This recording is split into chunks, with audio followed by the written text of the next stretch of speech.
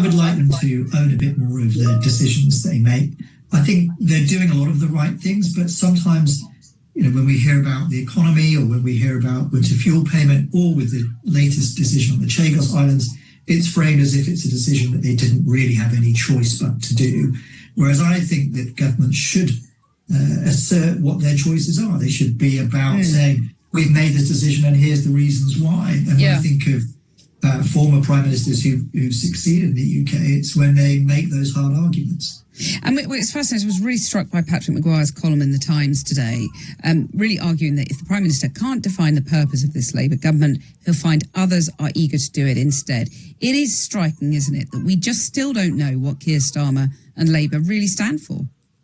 So I think he's not an ideological person. I mean, in some ways we know quite a lot about Starmerism. We've nearly had a year of it. What we know is it's very pragmatic.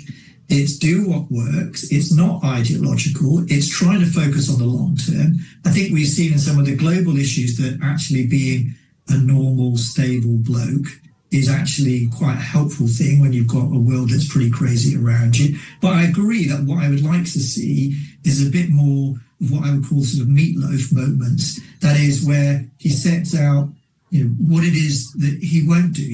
He will do anything for growth, but I won't do that. And in this case, what I would like to see is sort of saying where, that there are things that he may not be ideological, but the Labour government is not going to allow child poverty to increase. Well, on that note, Tom Baldwin, Keir Starmer's biographer, told John Pienaar that he was hearing rumours that the two-child benefit cap could be next for the chopping block. Do you think that is on the cards, and would that be the right thing?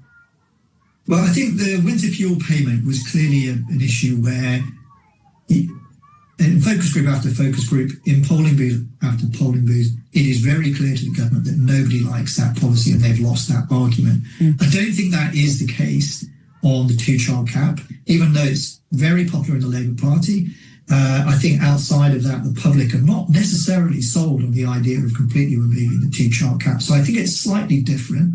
But I do think the Labour government should not have child poverty rising on its watch. Yeah. And I would be surprised if, after all of this, briefing in the papers today about what they might do on that, I'd be surprised if nothing is done until the budget.